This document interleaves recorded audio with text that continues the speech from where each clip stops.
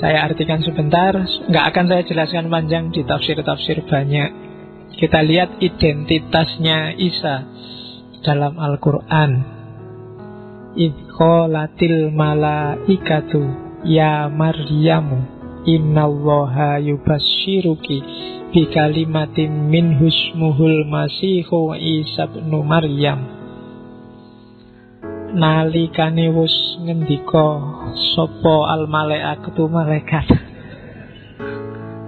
Lho kan gitu kalau di pondok Ifqolat lan nalikane ngendika sapa al malaikatu malaikat ya Maryamu he Maryam innallaha sak temene Gusti Allah khabari inna iku yubasysyiruki. Saya kapan-kapan ngaji gitu. Sudah lama saya tidak ngaji model pesantren.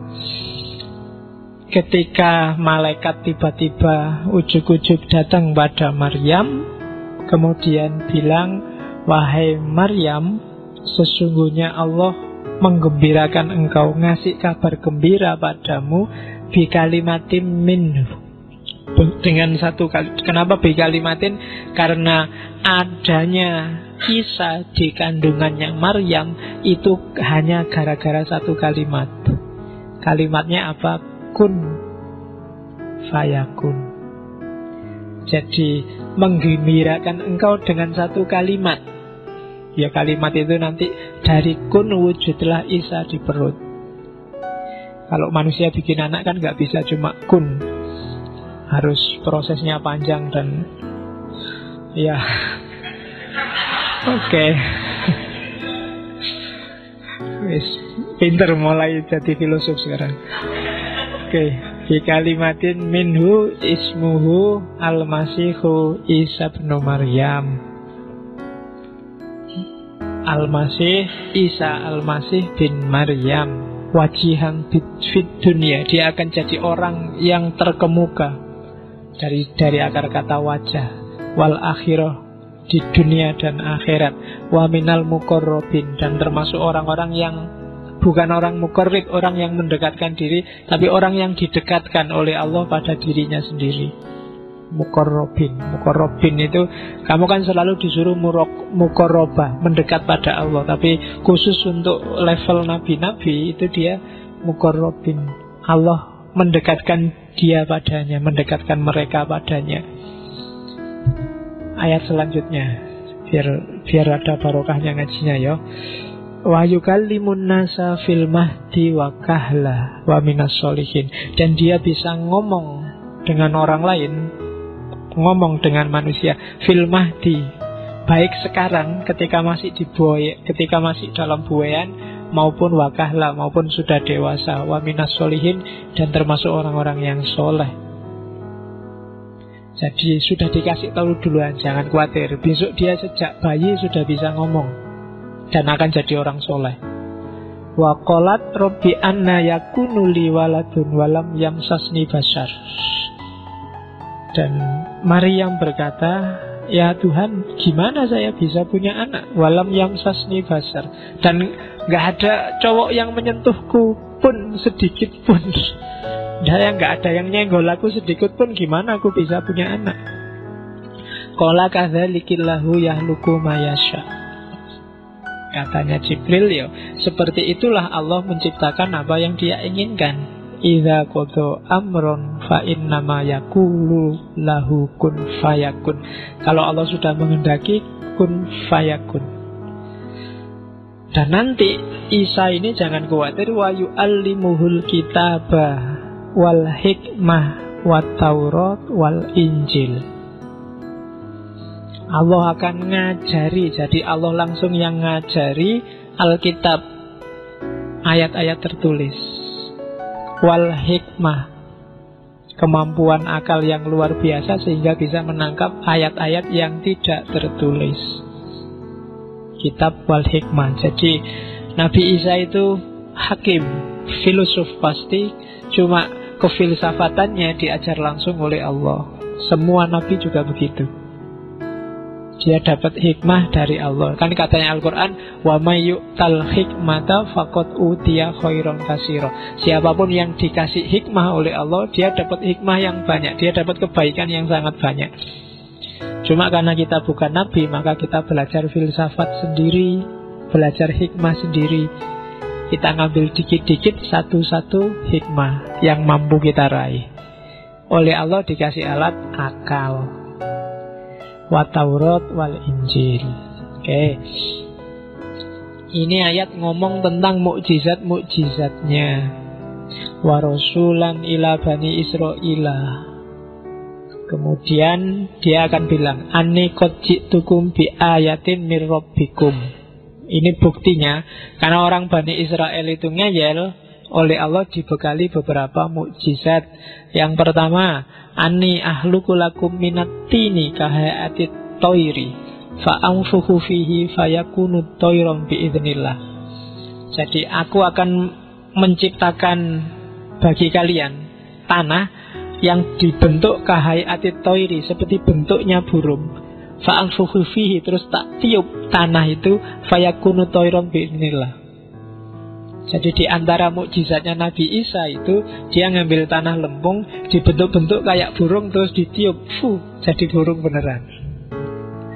Bukan jadi Corbuzier. Itu asli mainnya, tidak ada tipuan, langsung dari Allah.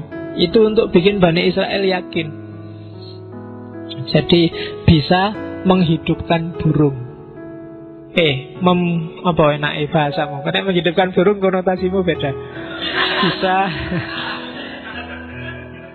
Bisa membikin burung hidup, podo ae ya. Iyalah, pokoknya bisa bikin burung. Nah, intinya gitu. Biiznillah, semua dengan izin Allah. Oke, wa ubriul akmaha wal abroso, dan menyembuhkan orang sakit jiwa, sakit gila dan sakit lepra. Stres. Jadi Nabi Musa bisa menyembuhkan orang stres, orang sakit jiwa, dan orang lepra. Zaman itu lepra itu wabah yang tidak tersembuhkan, bisa disembuhkan oleh Nabi Isa. Dan yang dahsyat adalah wa uhyil mauta. Banyak sekali cerita-cerita ketika Nabi Isa menghidupkan orang mati, semuanya biidznillah. Wa unabbiukum bima ta'kulun wa ma tadakhirun fi buyutikum. Dan aku bisa menginformasikan apa yang kamu makan, apa yang kamu simpen di rumahmu. Kamu datang padaku, tadi kamu mesti makannya di angkringan, habis nasi kucing 3 tapi ngomongnya 2. Kemudian itu Nabi Isa bisa. Apa yang kamu makan, apa yang kamu simpen di rumah, itu bisa nebak. Kamu menyembunyikan uang 100.000 di bawah bantalmu, toh itu Nabi Isa ngerti. Kamu nyimpen gambar-gambar itu di laptopmu, toh itu Nabi Isa ngerti. Jadi wa ma tadakhirun fi buyutikum. Hati-hati loh, besok Nabi Isa turun di akhir zaman.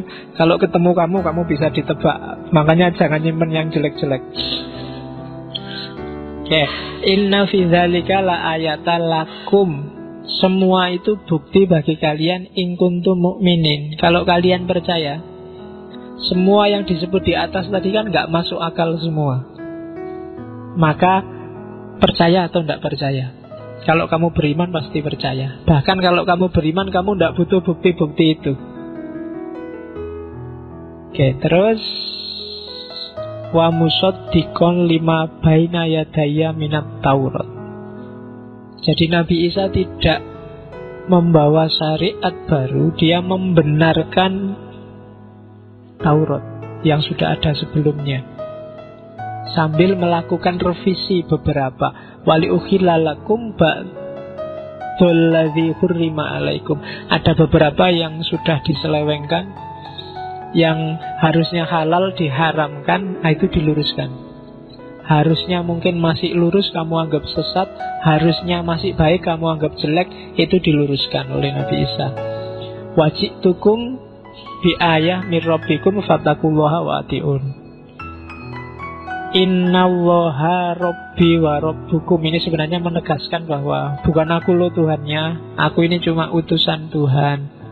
Wa hadza siratum mustaqim. Nanti di surat Maryam atau surat As-Saff itu Allah melakukan drama. Dia bertanya pada Nabi Isa, wahai Isa, apa kamu dulu di dunia bilang bahwa Tuhannya kamu? Kan terus Nabi Isa bilang, tidak ya Allah, seandainya aku ngomong panjenengan kan juga sudah ngerti, tidak perlu tanya saya. Oke, ini yang tentang Hawariyun. Falamma akhassa Isa minhumul kufra qala man ansori ilallah. Setelah Isa merasa dakwahnya kok tidak terlalu sukses ya, banyak yang masih kufur. Terus Isa bilang, man ansori ilallah, siapa yang mau nolong saya? Ilallah, berhadapan dengan Allah. Qolal hawariyuna nahnu ansorullah. Tadi 12 sahabat tadi yang disebut hawariyun bilang, kita lah yang akan nolong. Amanna billah, kita beriman pada Allah. Washhad, dan bersaksilah, dan saksikanlah bi anna muslimun. Kalau hari ini ada da'i yang bilang ishadu bi anna muslimun, itu kalau bagian dari ayat ini sebenarnya itu niru-niru orang Hawariyun, anak buahnya Nabi Isa.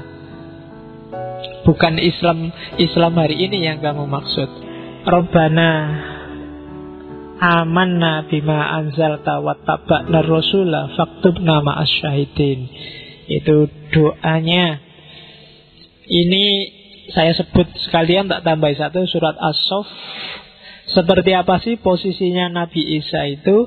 Wa idh qala Isa ibnu Maryam ya bani Israila inni rasulullahi ilaikum. Posisiku musaddiqal lima baina yadayya minat Taurat. Tugasnya musaddiq, membenarkan Taurat. Yang kedua apa? Mubasyirong birosulin ya'ti min ba'dismuhu Ahmad. Jadi Nabi Isa itu punya dua tugas. Yang pertama, meluruskan penyelewengan terhadap Taurat. Yang kedua, memberi kabar gembira bahwa besok akan datang Nabi setelah aku, namanya Ahmad, Muhammad. Kemarin waktu Maulud sudah saya jelaskan rahasia nama Ahmad. Cuma karena yang dihadapi ini orang Bani Israel, falamma ja'ahum bil bayyinat, ketika bukti-buktinya jelas bahwa bukti Nabi Isa itu Nabi, bahkan belakangan juga terbukti benar datang Nabi namanya Ahmad, Muhammad, qalu hadza sihrum mubin. Orang Bani Israel itu bilang, ini adalah sihir yang nyata. Ini mesti bikinan, ini mesti sihir. Oke, itu ngaji kita tentang Isa yang dari Al-Quran. Biar nanti gak dimarahi orang-orang, kok referensinya Injil semua, Bible semua, ada Qurannya loh, jangan khawatir. Oke, itu versi Al-Quran. Jangan salah, Nabi Isa disebut lebih banyak daripada Nabi Muhammad kalau dalam Al-Quran. Ranking 1 Nabi yang paling banyak disebut Al-Quran itu Nabi Musa. Ranking 2 Nabi Isa. Ranking 3 nggak ada pialanya, jadi nggak usah disebut.